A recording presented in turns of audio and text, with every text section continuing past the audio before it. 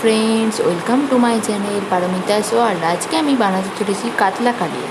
কাতলা মাছটাকে ভালোভাবে ধুয়ে নিয়ে আমি নুন হলুদ মাখিয়ে কড়াইতে তেল গরম করে ভেজে নিচ্ছি। এখানে আমি আগে থেকেই মাছগুলোকে ভেজে রেখেছি যাতে রান্নাটা তাড়াতাড়ি করতে পারি। এরপর ওই কড়াইতেই তেল গরম হলে তেজপাতা, কালো জিরে,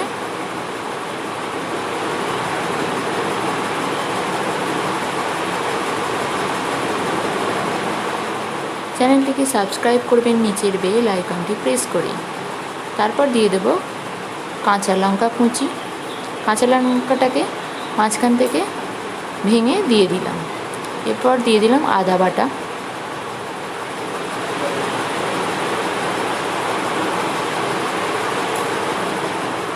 তারপরে দিয়ে দিলাম রসুন বাটা।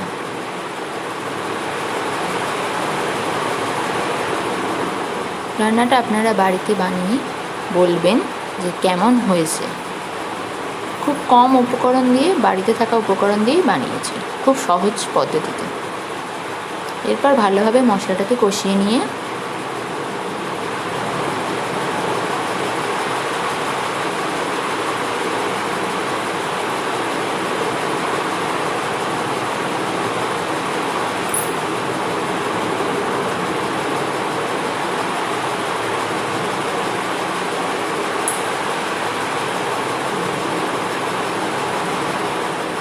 এরপরে দিয়ে দেবো টমেটো বাটা।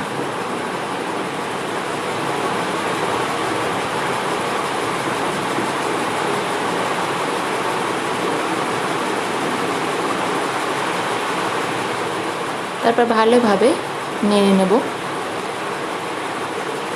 চ্যানেলটিকে সাবস্ক্রাইব করবেন নিচে বেল আইকনটি প্রেস করে।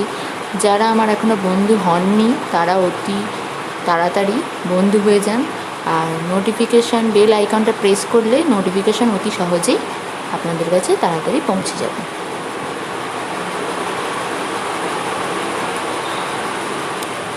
আরেকটু কম হয়েছিল, ওই জন্য আরেকটু টমেটো বাটা দিয়ে দিলাম।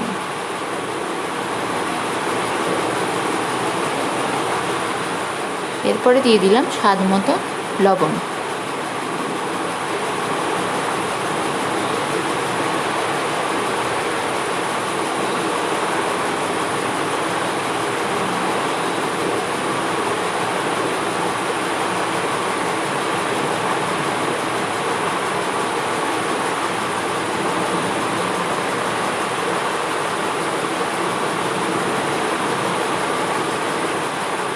এরপরে দিয়ে দিলাম স্বাদ মতন চিনি। এটা আপনারা যেরকম পছন্দ করেন সেরকম দেবেন। এরপরেই দিয়ে দিচ্ছি আমি পেঁয়াজ বাটা। পেঁয়াজ বাটাটা আমি এক্ষেত্রে একটু লাস্টে ব্যবহার করলাম, কারণ ফার্স্টে ব্যবহার করলে টমেটোর কাঁচা গন্ধটা থেকে যায়।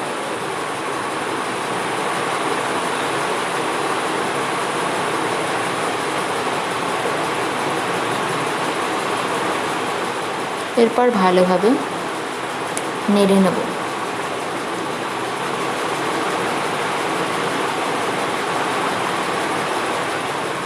এরপর দিয়ে দেব কাশ্মীরি লঙ্কার গুঁড়ো।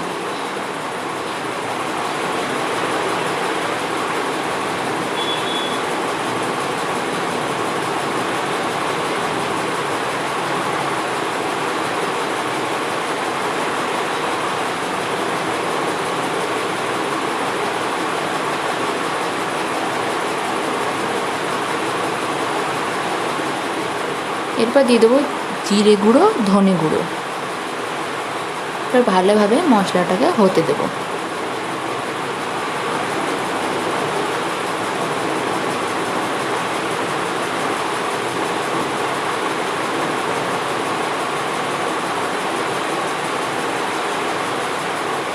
এরপর মাছগুলো, ভেজে রাখা মাছগুলো আমি দিয়ে দেবো।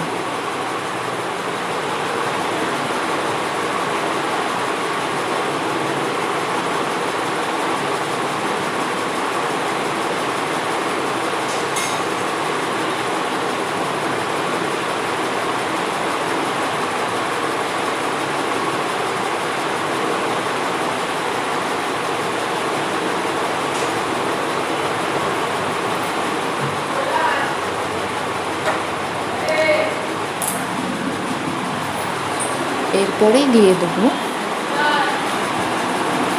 শাহি গরম মশলার গুঁড়ো।